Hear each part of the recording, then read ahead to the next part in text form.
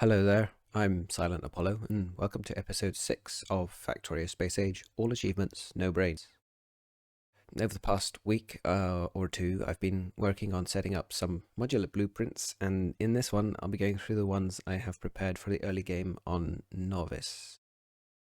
If you like this video, leave a like. If you want more, subscribe, and if not, I think I'm going to carry on making them anyway. It's been a fun experience trying to create stuff.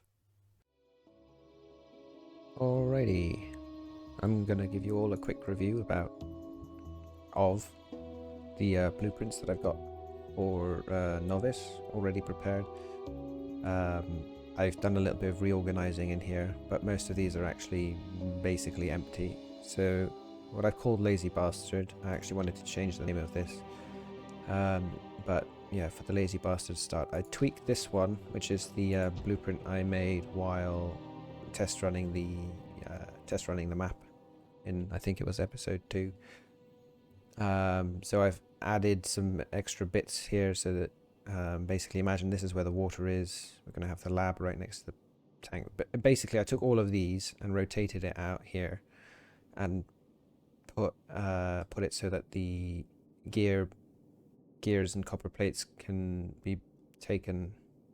So the gears will take the metal from this box and the copper plates will be taken from that box for the automation science, and we're just going to have one machine feeding into the lab at the very beginning anyway. So if I need more, I just put one somewhere else, because by that time I should be able to automate it up fairly safely. It's not perfect. There's definitely going to be some problems. Well, I say definitely. I have no idea. It might be fine, but in any case, this is what I've gone with, and that's what I'm going to get to start. Obviously, these two power poles are the only ones we get at the start. If I want more, I'll have to make them in this assembling machine, but again, fairly straightforward to do. Once this blueprint is done, it's basically go directly for getting on track like a pro with a little bit of a diversion into self-defense. None of that's been planned. It'll just be play it by ear and hope I get it right. So yeah, there's that. But in terms of the rest of the assembly lines, I've got a mining and smelting blueprint put together. Obviously you can't really see what's going on because there's nothing to place it on. I could probably figure that out, but if I open this up and turn that off, you can see I've basically just got 2 lines of miners with a little bit of a gap between every 4th one. When they get placed, it's actually, because this is the first one, it goes 1, 2, 3, 4 power pole. Same on the left, sorry, the right. So that's that blueprint. And I've got one with the upgraded power poles as well. You'll notice I've put the efficiency modules in. I did some brainstorming, and I actually found out that I say brainstorming, I did some reading on the Factorio wiki, which doesn't actually give you any guidance, or at least I didn't find any guidance. Not that I was actively looking for it, because I was actually actively avoiding it, but I didn't find any guidance for the all achievement run. But I did find that the amount of energy that a machine uses actually affects how much pollution it produces, and a electric mining drill consumes 90 kilowatts and it produces 10 pollution per minute. So if I can reduce that 10 pollution per minute by adding efficiency modules into it, that'll be actually really helpful for reducing the number of biter attacks, which in turn will reduce the amount of ammo we end up making, which in turn will reduce the amount of pollution we produce, which in turn will reduce the amount of biter, and you get the idea. Basically, it's a good idea to put efficiency modules into your worst pollutant factories, well, machines, and one of those is the 10 pollution per minute you get from the electric mining drill. I had a look through here, and I noticed that the assembling machines only produce 3 pollution per minute. So if you put and they've only got 2 module slots, so if you put the 2 efficiency module ones that you can, close-ish to the beginning of the game, into the assembling machines. You don't actually save that much on pollution. So I think I will skip putting the efficiency modules into the assembling machines. But things like oil refinery, which produces 6 and consumes 430 kilowatts, putting any kind of... it's also got 3 module slots, so having 3 efficiency module 1s reduces it down to 20%, because it's capped at minimum 20%. So if I put 3 of them into the oil refinery, we actually reduce the pollution from 6 down to it's like 1. So that's nice. It's just over 1 pollution. But also, the energy consumption goes down. Now, if I look at this efficiency module, the only thing it affects is energy consumption. That's it. It doesn't change the speed of your factory. It doesn't change how much gets produced per minute. It just reduces the amount of energy it consumes. Now, admittedly, efficiency modules cost a decent chunk of advanced circuits to make. So it will be later on down the line when we actually get these. But I'm hoping that it will save me a lot of trouble with the biters in the long run by reducing the amount of energy I need and the amount of pollution that gets produced. So I'm gonna sidetrack into efficiency modules at some point in the run, just to get that up and running. Maybe even after or when I'm leaving, basically after I've launched the rocket, because that's obviously on a timer. Got to get the rocket out within 8 hours, but if I achieve that, I will probably sidetrack onto efficiency modules, because it will save me so much hassle with the biters. I hope being the key idea here. I don't actually know. Chemical plants produce 4 per minute. They also consume 200 kilowatts, so they're another good candidate for pollution.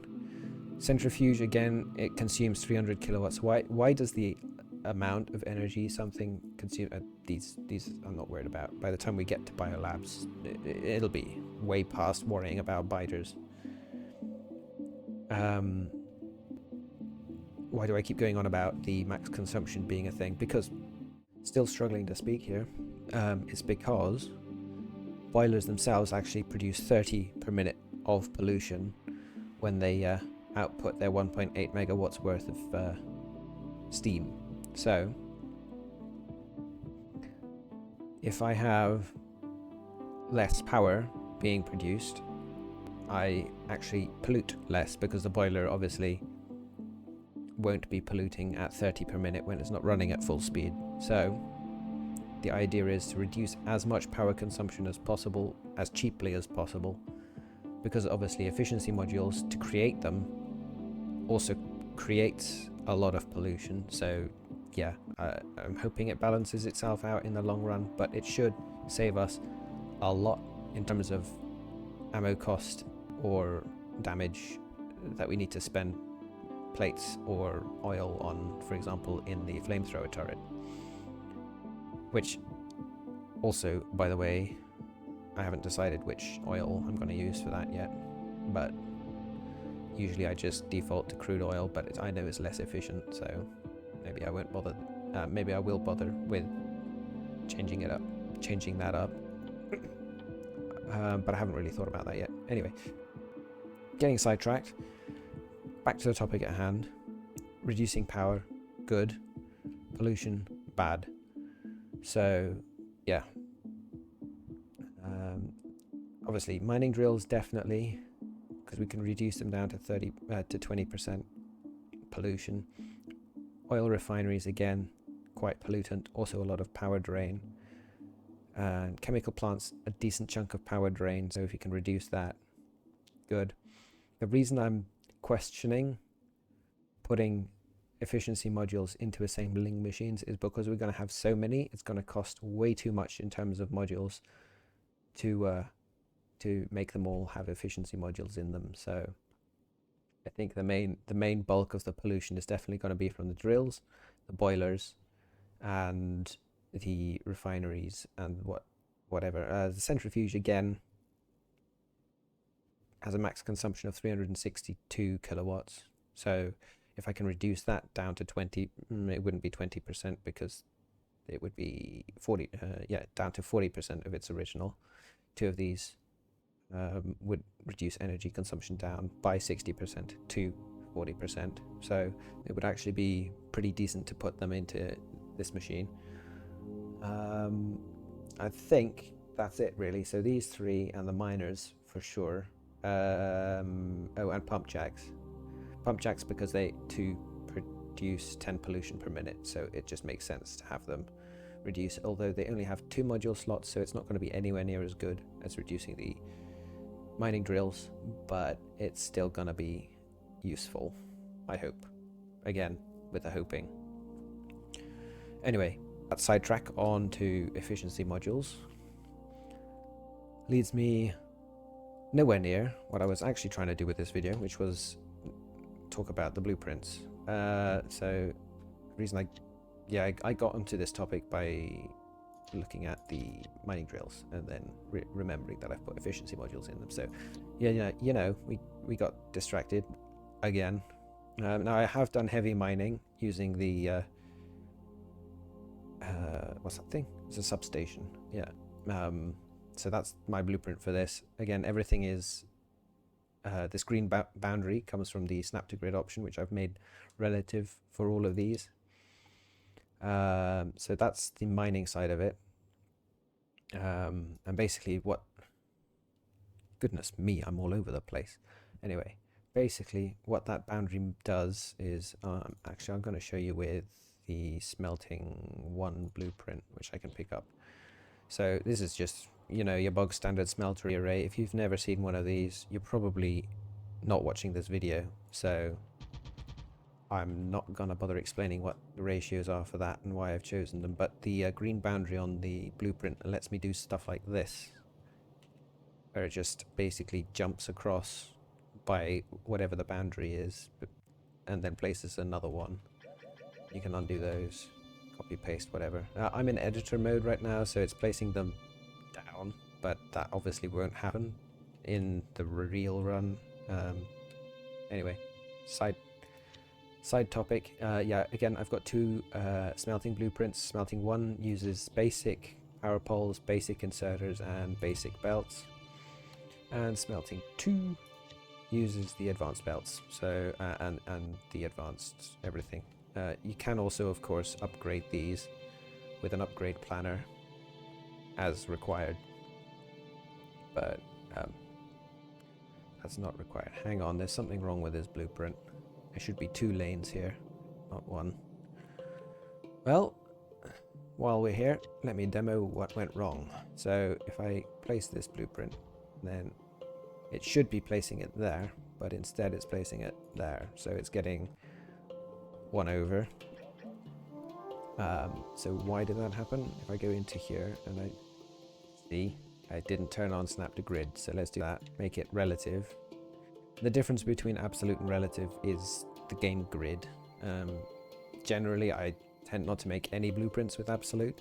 I know some people like to make their rail networks absolute, but honestly, I like the freedom of putting my rails wherever, so I tend not to. Yeah, so now that I've got that on relative, we should actually find that the snapping on this makes a bit more sense. There we go. Okay, so yeah, you can place 1,000,001 blueprints down. Obviously, at the start of the game, we're not going to have robots, so these are just for planning purposes. But you can see there's a lot of belt here, and I'm just still deciding whether I want a small smeltery array to start off this run, and then I do something bigger once we've got getting on track. Kind of balance it out between getting on track like a pro in a short amount of time and building a factory that actually works. Or at least uses the standard main bus model, because, well, I'm hoping that I can still use the main bus model and get away with it. Obviously, I know there's a lot of setup time involved with that model that I need to somehow avoid. So, yeah, balancing acts and all of that aside. Anyway, yeah, the reason I skipped straight from the Lazy Bastard down to mining and smelting is because these books on the top row, apart from this one, I will show that off at some point, but yeah, these books at the top are basically empty, and I'm gonna go through the process of creating the blueprints for those, I think on video, because they're new planets and a new setup, and I haven't really fully finalized the idea of how I'm going to deal with all of those planets yet. So I thought it would be an interesting thing for you guys to see how I go through that process. But yeah, most of this is just generic blueprints that I can use on any planet, including Nauvis, and yeah, that's why I've got them in their own sort of block. I think next I'm going to take a look at the assembly lines. So yeah, let's have a look through this. Obviously, this is where I stored the mole from the last video, so that's still the same thing. Still a lot of chaos and flashing of lights. Let's see. Can I just stop that flashing? There we go. I even actually stored the roboports in the blueprint.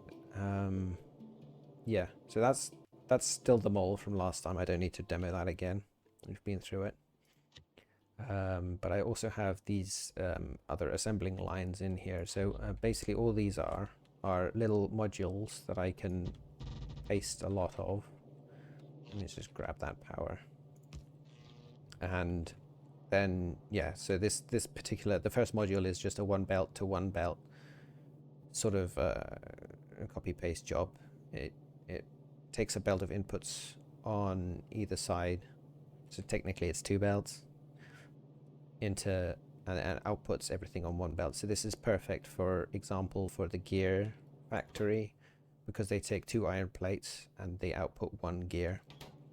So we would have a perfect ratio just by filling this belt up and this belt up with iron plates and sticking gears on this. So that's this module, and yeah, you can see it's quite quick and easy to paste down a module like that.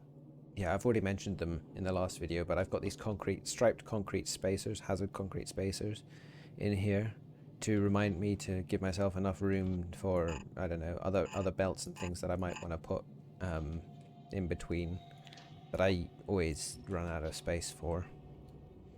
And yeah, like I said, I've got two belts into one version of this as well. Actually, that should be here. And yeah, it's quite straightforward just to grab the blueprint, set the recipe, and right click copy, left click paste while holding shift, and then you've got all the recipes. Obviously this one is not a two belt recipe, so I mean I'm not going to use this for green circuits, because green circuits are a special case. But yeah, for all sorts of things that I need, I can just pick out the assembling blueprint I need from this lot and paste it down. Now you can see I've got the basic ones here that use yellow belts and the standard level 1 assemblers. I've also got ones that use the level 2 assemblers with level 2 belts for when we get to that stage, which shouldn't be too far down the road. Now the level 2 belts you basically unlock at roughly the same time as the level 2 factories, so I say basically, it's not actually the same, it's a completely separate part of the tech tree, but you know, yeah, I find it quite straightforward to have those. I think it's better to have those two together, as and when, and if I need to place basic belts into the things that have the assembling machine 2s into the blueprints that have the assembling machine 2s, I can always just do that whenever I need to. Or vice versa, if I want assembling machine 2s with the basic belts, I can just put them down instead. By the time that we have the robots doing this, it'll all be at level 2 anyway, so don't need to worry about that. And then, yeah, so I've got one for a 1 belt to a 1 belt, a 2 belt, a 1 belt, and a pipe, because some recipes use pipes, so I'm just going to show that. I've gone for this design. There's a lot of lights in here. I might not place all of them at the start, but I've gone with this design where basically if I pick a recipe that uses pipes, I can do copy and then just paste them up here like so, and down like so, and boom, we've got it all set up. Just pipe in the inputs. Remember, even though there's two different inputs on here, they can be put on two sides of the one belt, so this would be perfectly acceptable for this particular recipe. But I also have a blueprint for the two belts and a pipe, just in case there's a recipe that uses two input belts and a pipe, which honestly, on Nauvis, I can't think of anything. Ah, yes, I just found one. Processing units.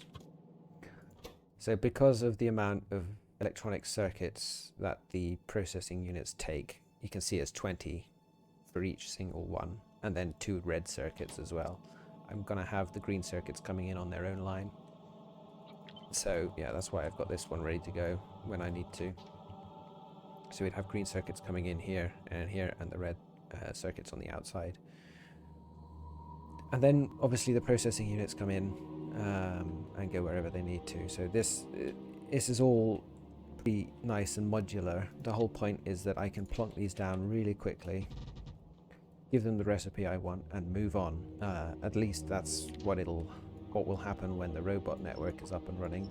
Before that, I still have to place everything manually, but at least I'm able to plan out the factory relatively quickly without having to think about ratios and left and right and basically rebuilding the same thing over and over and over again, when I can just get it all done with the robots. Obviously some things, I don't know why I did that, obviously some things are going to take a bit of time to set up. So this isn't a completely foolproof strategy, but yeah. I've just pasted down the level 3 one. I've still used the red belts in the level 3 one because for the time being, I'm only going to go with the red belts all the way until the 40-hour mark, at least until we've got the game completed, till we've reached the solar system edge, because I think distracting myself with anything off topic like assembling machine 3s, to be fair, they probably are off topic as well, and higher tier red belts than red is a bit kind of pointless because, well, we've got the stack inserter, which is broken. It levels up the belts by basically it doubles them at the first level, it triples them at the second level, and it quadruples what they can do at the final level. So yeah, for those who don't know, I'm sure you do by now, but the stack inserter is this thing, and what it can do, actually I'll show it here because what it can do is basically stack. Let's just grab a box and show that now. If I say a stack of concrete, I don't think we can fit that much in here. Nope. But anyway, and I stick it on a belt. This is, I've currently got all the research unlocked. So if I do 2, this would be the first level. So at level 1 stack inserter research, these things automatically double the output of the belts. So what I mean by that is, you can see, I should not have picked concrete as you can't see. Okay, let's go with plates. Plates are easier. How do I dump this stuff? Do that. There we go. Cut this. Cut this. You can kind of see it, but it's still not perfect. Yeah, you can see that the iron plates are stacking at 2 at a time at the moment. So that would be level 1. But if I go into this tech tree for the stack inserter, you can see that the transport belt capacity research 1 actually ups it from 1 to it ups it by 1, by +1. So we end up with an extra layer. So that would look like this. If I just quickly undo that, you can see that they're now stacking at 3 high, and then the final level of research would be that one. So yeah, you can see if I do that, you get 4 high on a belt. And yeah, that is insane, right? Because that means that the main bus on Nauvis becomes 4 times more efficient straight away, without needing to upgrade the belt speeds. And then of course, if you really want to go crazy with it, you can make it a turbo belt, and that'll fill up. These things go at 60 items per second, which is double a red belt. So yeah, if for whatever reason you need that much throughput, you're probably playing the game wrong. At least for completing it at 40 hours, I probably will end up using something that crazy by the time I get to the achievements near the end of the run, after the 40-hour mark. I keep saying 40-hour mark, like the idea is to finish the game before 40 hours. So yeah, whenever we've finished the game, I might I'm pretty sure I will strongly consider switching up production of all kinds of things to the highest possible tier before doing the other bits of technology, like quality modules and so on and so forth, because I mean, they take time, and the faster things go, the better. That was the assembly lines. I've done pretty much exactly the same thing for the chemical lines. I've obviously also got the advanced oil processing one in here, which I will show in all its glory in a moment. But essentially, yeah, this works exactly the same. So that blueprint that I just picked up from the chemical lines one was the 1 pipe into 1 belt blueprint. You can see you take a pipe's worth of input and it goes onto a belt. So if I just grab another one of these fake power plants and change this recipe to something like, and that takes 2 inputs. So what takes 1 input and outputs a solid? This one, solid fuel from, I don't know, light oil, because that's the most efficient variation. For example, there you go. See, we've got the light oil blueprint up and running just like that. And I don't need to think about it beyond that. That's it. That was quick to set up, right? I didn't need to go, maybe 1 pipe, maybe 2 pipes. It was just all there. And I didn't have to think, do I want to move it over to the left, to the right? How much space do I need? I just place it down. I've got this nice bit of spacer in there. I don't need to think much. I still need to think, but I won't need to think much. And any time spent not thinking is time spent doing stuff, which on a run where you have to get stuff done is very helpful. Anyway, so I've got one for 2 pipes into 1 belt. Let me just show what that looks like. So basically these all automatically connect to each other up and down the lines. Obviously I would have to connect up the ends like this, but that's the lesser of 2 evils. Imagine I had to do that and place all of these manually and design this blueprint from scratch every time I wanted to make something copyable. It's just saves a ton of work, even if I have to fiddle around at the ends with placing the pipes. I could obviously make a blueprint for trimming off the ends like that. I mean, that didn't take very long to do. So honestly, I think I'm not gonna. I probably should, but I'm not gonna. I'm just gonna leave it as is to keep this book as simple as possible as well. And I have these chemical 1 belt and 1 pipes into belt. Yeah, so that's basically that pulls in resources from this belt here and puts them onto this belt, as well as using something from a pipe. So if I need that for one of the recipes, I can just pull that out.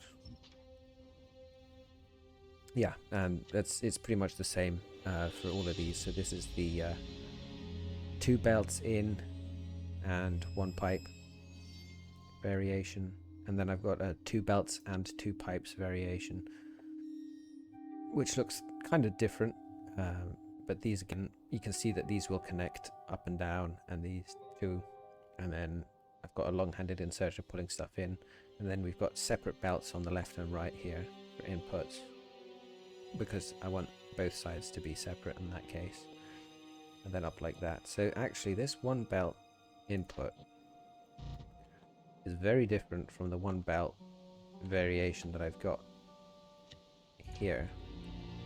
So it's possible I need to place more rows of this. Sorry, not that one. That was a bad example. When I made these, I was really chuffed with myself, but I realized that there's a difference between the one belt input on the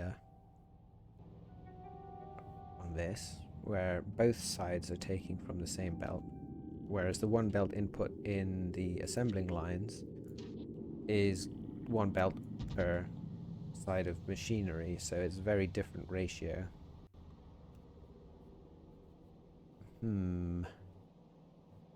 You know what? I think it's going to be fine. I can always make more rows of these chemical plants if I need to. Or I could even have, I don't know, a belt going up this line here and then merging in and being used in the next line. So, yeah. And then that carries on what this was doing. So, yeah, honestly, I think it'll work out either way. I'll leave that as is. Not going to redesign it because I don't think it's necessary, to be honest. And yeah, you can see I've got these ones that are all outputting onto belts from the chemical plants, and then the second row of these, this row here, is for outputting everything into a pipe. So I don't know if this will come in handy, maybe on another planet or anything. But this takes 2 belts of input and 2 pipes of input and outputs 1 pipe of input. I think that's probably over-engineered, but it's modular, it's there in case I need it in an emergency, so it's fine. Like, yeah, overdoing it, over-preparing rather than not being prepared enough, I think, in this case, is only gonna help me out in the long run. So that's that. Then there's this advanced oil processing blueprint that I'm going to show now. It's your usual if you're used to the advanced oil processing on Nauvis from before. I have added the efficiency modules to the oil refineries. I haven't done that actually for the chemical plants, so it's possible that I will change that later on, but for the time being, I think the oil refineries are more important to put the modules in. And anyway, by the time we have modules, we're not going to have very many to put into the chemical plants because it needs oil to have them. I mean, they take red circuits, which take plastic, which take oil. So, yeah. I thought it was better to put it into the oil refineries as a priority and the miners. And then later on, when we've got enough efficiency modules lying around, I can put them into the chemical plants. That's going to be a distraction from the main goal. I guess once I'm off the planet, I guess I could just quickly module slot all the things with. I might even have one. Yeah, I've got an efficiency 1 upgrade planner. So the way this works is it takes empty module slots in miners, the oil pump jacks, the refineries, the chemical plants, centrifuges, and the electric furnaces, and it fills them all up with efficiency module 1s as much as they can. At least the ones that could take 3 will have 3. You can't put more than 3 efficiency module 1s in and expect a better result. So there's so yeah, max that's worth putting into anything is 3. For efficiency module 2s, by the way, that comes down to 2 if you do end up making these, but the recipe for them is extremely expensive compared, because it takes 4 of the efficiency module 1s and the processing units, and those take, you've already seen, 1 processing unit takes 20 electronic circuits, so that's way beyond what we will be capable of by the time we get into modules. So yeah, that's for deep into the future. Anyway, oil refinery. So yeah, this advanced oil processing blueprint, by the way, it does work with the basic oil, the basic petroleum gas output, I'm pretty sure. Hang on, let me just switch this recipe to the basic one. Yeah, because they've changed it now so that this advanced oil outputs, sorry, the basic oil outputs petroleum gas only in the same output that it would do when the refinery gets upgraded to an advanced oil processing one. You can see the petroleum gas is coming out the same pipes. You can actually put the basic recipe into these safely without it causing any pipe mixing issues. So that's nice. Anyway, the strength in this blueprint comes from the tiny bit of circuit logic, which is really simplistic actually. Maybe it's a bit too simplistic for later on in the game, but for the part of the game where I'm going to be, well, for the first 40 hours, it's not going to be a problem, let's put it that way. It's only going to become a problem long into the run, I think.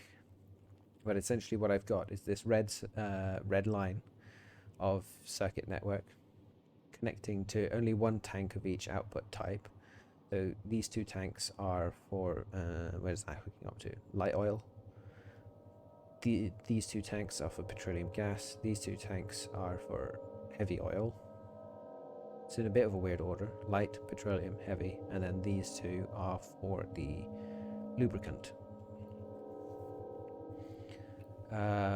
So I've got a red wire hooked up to only one of each of these. So the reason that's important is because each tank can hold 25k, but because I've got two tanks, that's 50k in total. So we have to double it or half it every time we read the circuit network. Anyway, regardless, this red line hooks up to a few pumps that I've got lying around. Now I realize, looking at this now, that using pumps is very old school. It's very old school because you can actually hook up the circuit network to the chemical plants nowadays and then enable and disable them. So I don't think I'm going to change it because pumps can still pump 1200 per second of fluid. So it's still way more than anything we're going to be dealing with in this blueprint, but something to think about for the future for myself. I can actually skip the whole using pumps thing to deal with this and just hook up to the chemical plants directly. Anyway, yeah, actually let's get rid of this flashing lights. Just yeah, okay, there's still one, but it's a little better. Yeah. So what have I got in terms of the condition here? So if heavy oil is greater than 20k, we break it down into light oil. And 20k in one tank means 40k across both tanks.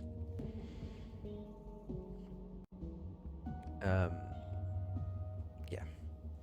And then I've got the same deal here for breaking down light oil into petroleum gas. If it's greater than 20k, we convert it into petroleum gas. And it's actually quite funny because I've got this extra decider combinator in here that checks if there's more than 24k of petroleum gas and less than 2k of light oil.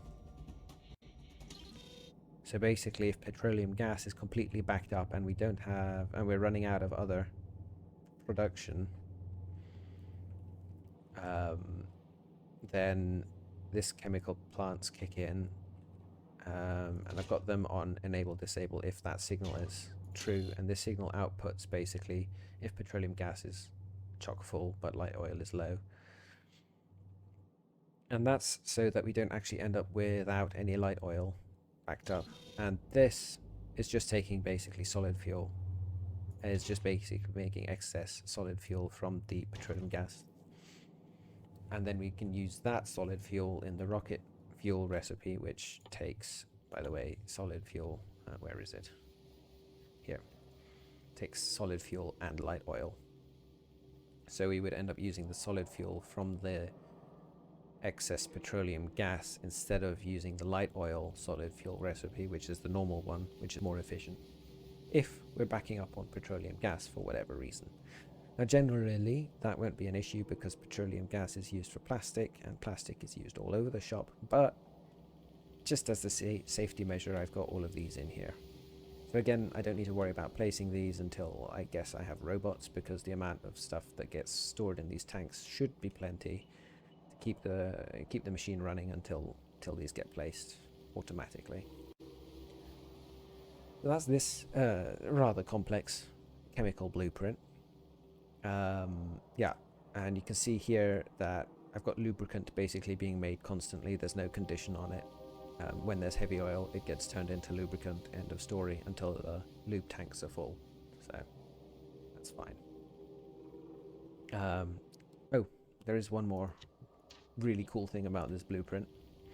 So if I flip this thing horizontally, it actually lets you match up in here. So if I overlay it like this, you can see that all the pipes at the top end up connecting. And that means that you can have it sort of hook up this way around, and these pipes will all be connected together, and so will these, and so will the lube tanks actually. And again, if I wanted to place it down this way around, it hooks up there as well, as long as I line that up right.